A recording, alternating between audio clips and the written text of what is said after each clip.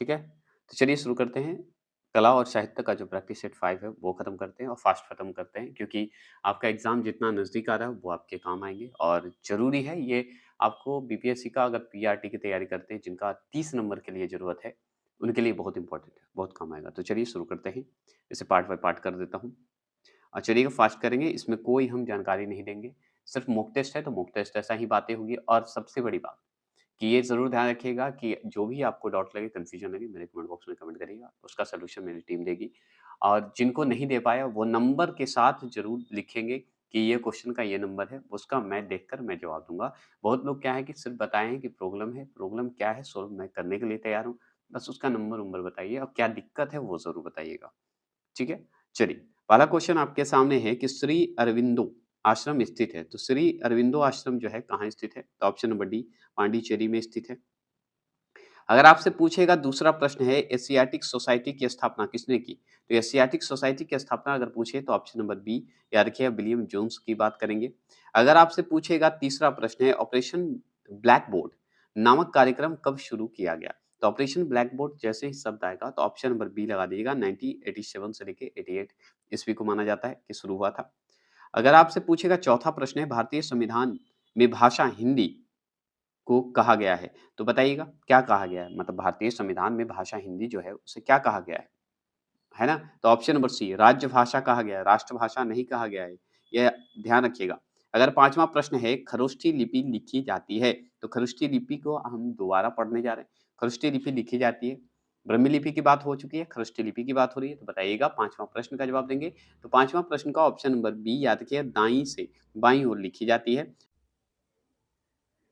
खरोष्ठी लिपि लिखी जाती है।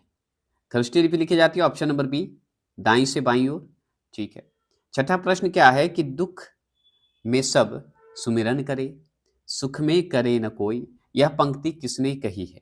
बताइएगा। ये पंक्ति कहने वाले कौन है? बता सकते हैं। ऑप्शन नंबर सी कबीरदास हैं। ये जरूर ध्यान रखिएगा। सातवां प्रश्न क्या है कि किसकी समाधि होने के कारण नांदेड़ गुरुद्वारा सिख समुदाय के लिए पवित्र स्थल माना जाता है? किनका समाधि है वहां पे? सातवां प्रश्न का डी देंगे, गुरु गोविंद सिंह का है। अगर चलिए आठवां प्रश्न की बात करते हैं तो किस शास्त्रीय नृत्य में पुरुष भाग नहीं लेते हैं? बताइए, पुरुष भाग नहीं लेते हैं, कौन सा ऐसा शास्त्रीय नृत्य है जिसमें पुरुष नहीं भाग लेते हैं? तो जवाब दीजिए। आठवां प्रश्न का जवाब देंगे ऑप्शन नंबर बी उड़ीसी में महिलाएं सिर्फ लेती हैं, याद रखिएगा। नौवें प्रश्न की बात करते हैं। नौवां प्रश्न क्या है कि निम्नलिखित में से किस नृत्य का संबंध जो है देवदासी परंपरा से है? तो कौन सा ऐसा नृत्य का संबंध है जो कि देवदासी परंपरा से है? बताइएगा। नौवां प्रश्न option number C Mohiniyattam को कहिएगा। ठीक है। आगे चलेंगे। 10वां प्रश्न क्या है कि जैन माता अनुसार उनके अंतिम से एक पहले तीर्थंकर कौन थे? बता सकते हैं पहले तीर्थंकर कौन माने जाते हैं? 10वां प्रश्न का ऑप्शन नंबर ए पारसनाथ माने जाते हैं। अगर पूछे 11वां प्रश्न, क्या बोलिएगा? 11वां प्रश्न बोलेगा तो बौद्ध धर्म की किस एक शाखा में मंत्र, हठयोग एवं तांत्रिक आचारों की प्रधानता है? किस में है? बता सकते हैं। तो 11वां का जो है सी है, ब्रजयान में है, ये चर्चा की गई है। मतलब मंत्र की बात किया जाए, हठ योग की बात की जाए या तांत्रिक आचारों की बात किया जाए, ये बौद्ध धर्म की कौन सी शाखा में? तो ब्रजयान शाखा में माना जाता है। ये इंपॉर्टेंट है, बहुत इंपॉर्टेंट है। ठीक है। अब देखिए यहाँ पे क्या लिखा, पहले तीर्थंकर कौन थे? यहाँ पे देखिए, मतलब जैन मतानुसार अपने अंतिम से एक पहले, अंतिम में कौन थे? महावीर थे। उनसे पहले कौन थे? पारसनाथ। याद रखिए 23वें तीर्थंकर थे। ये ज़रूर ध्यान रखिएगा। ये क्वेश्चन था, अगर नहीं समझे होंगे तो फिर से इसलिए बोल दिया दोबारा कि नहीं समझे होंगे। 12वां प्रश्न क्या है कि शंकराचार्य ने निम्नलिखित में से कौन-सा सिद्धांत जो है प्रतिपादित किया है? तो शंकराचार्य जो है कौन-सा सिद्धांत प्रतिपादित किए हैं? आप पढ़े भी हैं, इनके बारे में सेट 1 में चर्चा भी हुआ है। तो ऑप्शन नंबर डी अद्वैत वेदांत कहते हैं। चलिए 13वां प्रश्न की बात करते हैं। तो पुष्टि मार्ग के दर्शन की स्थापना किसने की? पुष्टि मार्ग के दर्शन की स्थापना अगर बात करें तो ऑप्शन नंबर डी वल्लभाचार्य थे। कौन थे? वल्लभाचार्य जी थे। 14 प्रश्न की बात करते हैं। 14 प्रश्न की बात करें तो उगाही जो पर्व देख रहे हैं किस राज्य में मनाया जाता है? उगाही पर्व जो है किस राज्य में मनाया जाता है? तो ऑप्शन नंबर ए कर्नाटक में मनाया जाता है। आगे चलेंगे। 15वां प्रश्न की बात करें तो भारत का सबसे बड़ा हिंदू, ठीक है, श्रीरंगन मंदिर कहाँ स्थित है? बताइएगा, श्रीरंगन जो मंदिर है कहाँ स्थित है? तो याद रखिए ऑप्शन नंबर डी तिरुचिरापल्ली में है। ठीक है। 16वां प्रश्न की बात करें तो निम्नलिखित में सबसे बड़ा महाकाव्य है। तो अगर बात करें सबसे बड़ा महाकाव्य अगर पूछ रहा है तो बहुत अच्छे से आप जानते हैं, महाभारत है। ठीक है। 17वां प्रश्न बताइएगा कि एशिया का सबसे बड़ा मेला है, तो एशिया का सबसे बड़ा मेला कौन है? बताएँगे? एशिया का सबसे बड़ा मेला अगर पूछ रहा है तो ऑप्शन नंबर डी हरियर क्षेत्र का मेला है, ये आप अच्छे से जानते हैं। 18वां प्रश्न की बात करते हैं। माउंट आबू का दिलवाड़ा मंदिर किसको समर्पित है? माउंट आबू का दिलवाड़ा मंदिर जैन को, बौद्ध को, किनको? तो आप जानते हैं जैन धर्म, जैन तीर्थंकरों का ये समर्पित है, मतलब जैन धर्मों के लिए है। 19वां प्रश्न है विनोबा भावे द्वारा स्थापित पवनार आश्रम स्थित है। तो बताइएगा पवनार आश्रम जो है कहाँ स्थित है, किस राज्य में? महाराष्ट्र में है, ठीक है, एमएच में है। 20वां प्रश्न की बात करते हैं तो भारतीय सर्वेक्षण विभाग का मुख्यालय कहाँ स्थित है? तो भारतीय सर्वेक्षण विभाग आपको देहरादून याद आया होगा उत्तराखंड में, ठीक है। चलिए 21वां प्रश्न है कि जामिया जामिया मिलाया इस्लामी या इस्लामिया बोला जाता है की स्थापना किसने की थी? तो कौन किए थे बता सकते हैं? Option number B doctor Zakir Hussain किए हैं। 22वां प्रश्न है, एक मिनट रुकिएगा। 22वां प्रश्न है कि किस भाषा को द्रविड़ परिवार की सभी भाषाओं की जननी कहा जाता है? मतलब द्रविड़ परिवार के सभी भाषाओं को जननी कहा जाता है, भाषाओं की जननी कहा जाता है। किसे कहा जाता है? कौन-सी भाषा को? तमिल को, तेलुगु को, कन्नड़ को, मलयालम को? बताएँगे? तो ऑप्शन नंबर ए तमिल को कहा जाता है, आप अच्छे से जानते हैं। 23वां प्रश्न की बात करते हैं तो किस काल की लिपि को चित्राक्षर लिपि कहा जाता है?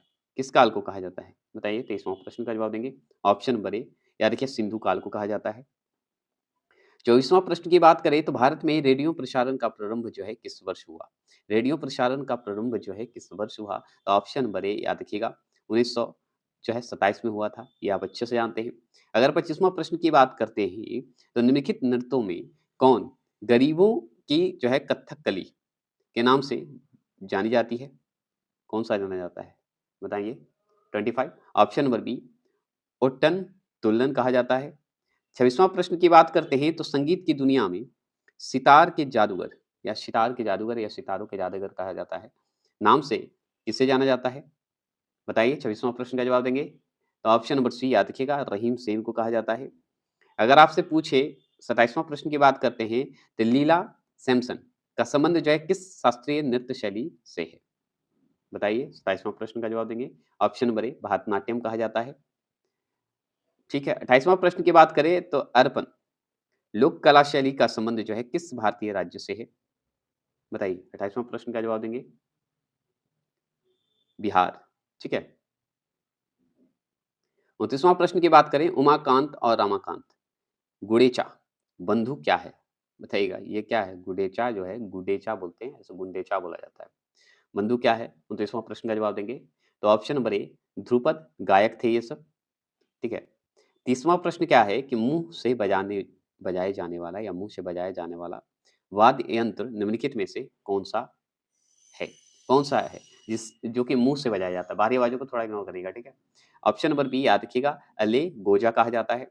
21वां प्रश्न है गुमा की तपस्या, शिव पार्वती, बसंत, ठीक है, प्रणाम आदि जो है किस प्रतिभाशाली चित्रकार की जो है उत्कृष्ट कृतियाँ हैं, बता सकते हैं। तो ये आपके सामने है 31वां प्रश्न का जवाब देंगे। Option number A Nandlal Bose का है, ये सब जो बनाए हैं चित्रकारी किए हैं, उन्हीं का नाम आता है। 32वां प्रश्न है कि शिंतो धर्म किसके अनुयायियों का धर्म है? बताइए। 32वां प्रश्न का जवाब देंगे। ऑप्शन नंबर बी कुंग फू सू हैं, ठीक है। 33वां प्रश्न की बात करें तो गायत्री मंत्र किस ग्रंथ में शामिल है? गायत्री मंत्र जो है किस ग्रंथ में शामिल है? 33वां प्रश्न ऑप्शन नंबर ए ऋग्वेद। आपसे पूछेगा 34वां प्रश्न है कि भागवत धर्म का सबसे महत्वपूर्ण ग्रंथ है, कौन-सा ग्रंथ है? बताइए। 34 का आंसर का जवाब देंगे। ऑप्शन नंबर सी पुराण का है। अगर आपसे पूछे 35 क्वेश्चन नंबर कि लोकायत दर्शन के प्रतिपादक कौन है? बताइए 35 का। तो ऑप्शन नंबर सी चावर चारवाक हैं, ठीक है। कौन है? चारवाक जी हैं। चलिएगा 36 की बात करें तो भोगली बिहू किस राज्य का त्योहार है? देखिए रंगोली बिहू था, भोगली बिहू है। जो भी रहे बिहू तो है असम से ही है ना? 36 का आंसर का जवाब जो डी देंगे वो सही देंगे। अगर आपसे पूछे 37 क्वेश्चन नंबर कि कोणार्क का जो है काला पैगोडा किस देवता को समर्पित है? कोणार्क का जो मंदिर है, वहाँ का काला पैगोडा किस देवता को समर्पित है? ये पूछ रहा है आपसे। तो 37 का आंसर का जवाब देंगे क्या? तो ऑप्शन नंबर सी सूर्य देवता को है समर्पित है और कोणार्क मंदिर को ही काला पैगोडा भी कहा जाता है, ये भी जान लीजिए। 38 क्वेश्चन नंबर है कि हम्पी के विट्ठल स्वामी मंदिर का निर्माण जो है किसने कराया? कौन करवाए थे? ठीक है, तो 38 का आंसर का जवाब सी दीजिएगा, कृष्णदेव राय ने करवाए थे। याद रखिए विट्ठल स्वामी का मंदिर का निर्माण। 39 क्वेश्चन नंबर है कि दक्षिण भारत का पर्वतीय सैरगाह, ठीक है, उदगय मंडलम या ऊटी किस राज्य में स्थित है? तो ऊटी ही सब शब्द आया होगा, तो ऊटी का जैसे शब्द आया होगा या उद्गम मंडलम की शब्द आया होगा, तो ये सब जो है ऑप्शन नंबर बी तमिलनाडु में। ऊटी कहाँ है? तमिलनाडु में, याद रखिएगा। आगे बात करते हैं 40वां प्रश्न है भारतीय युद्ध स्मारक का पुरातत्व संग्रहालय कहाँ स्थित है? बताइए कहाँ स्थित है? तो ऑप्शन नंबर डी नई दिल्ली में है, याद रखिएगा। देखिए 41वां प्रश्न की बात करें तो पशुपतिनाथ मंदिर कहाँ स्थित है? तो पशुपतिनाथ मंदिर की अगर बात करें तो ऑप्शन नंबर बी काठमांडू में है, ठीक है। 42 क्वेश्चन नंबर है कि राष्ट्रीय फिल्म एवं विकास निगम की स्थापना किस वर्ष हुई? तो किस वर्ष हुआ था? 42 का आंसर का जवाब देंगे ऑप्शन नंबर बी 1980 में हुआ था, याद रखिएगा। 43 की बात करते हैं, 42 का हो गया। 43 की बात करते हैं, भारत में नई राष्ट्रीय शिक्षा नीति की घोषणा किस वर्ष की गई? तो किस वर्ष किया गया था 43 का बताइएगा? तो ऑप्शन नंबर बी 1986 में किया गया था, 1986 में किया गया था। 44वां प्रश्न है कि भारत में सबसे कम बोले या बोला जाने वाला भाषीय समूह है, कौन-सा? सबसे कम। ज़्यादा तो इंडो आर्यन आर्यन है, आप जानते हैं। सबसे कम कौन-सा है? बताइएगा 44 का। तो ऑप्शन नंबर डी चीनी-तिब्बती जो है सबसे कम हो गया है। 45 क्वेश्चन नंबर की बात करें तो अशोक ने किस लिपि का प्रयोग राष्ट्रीय लिपि के रूप में किया है? राष्ट्रीय लिपि के रूप में किया है, बता सकते हैं? तो ऑप्शन नंबर ए ब्राह्मी लिपि को, और ब्राह्मी लिपि बहुत इम्पोर्टेंट है। 46 की बात करें तो पैगंबर मोहम्मद का जन्म जो है कब हुआ था? ये सब क्वेश्चन स्टैटिक जीके में आता है, ये सब ध्यान रखिएगा, ठीक है? तो ऑप्शन नंबर याद रखेंगे, ए होगा 570, याद रखिएगा। 47 क्वेश्चन नंबर, संगीतज्ञ एवं ध्रुपद गायिकाओं के जन्मदाता तानसेन को कंठाभरण वाणी विलास की उपाधि किसने दी थी? कौन कहा था? तो अकबर ने कहा था। 48 क्वेश्चन नंबर की बात करें, भारतीय शास्त्रीय नृत्य की सबसे प्राचीन शैली कौन है? कौन-सा है? ऑप्शन नंबर सी भरतनाट्यम है। 49 क्वेश्चन नंबर है, कीर्तन कहाँ का प्रमुख लोक नृत्य है? कीर्तन, ठीक है। तो याद रखिएगा सी है, पश्चिम बंगाल है। चलिएगा 50वां प्रश्न की बात करें, सुविख्यात ठुमरी गायिका, ठीक है, गिरिजा देवी का संबंध जो है किससे है? बताएँगे 50वां प्रश्न। तो ऑप्शन नंबर ए बनारस घराना से है। तो चलिए ये हो गए आपके 5वें प्रैक्टिस सेट।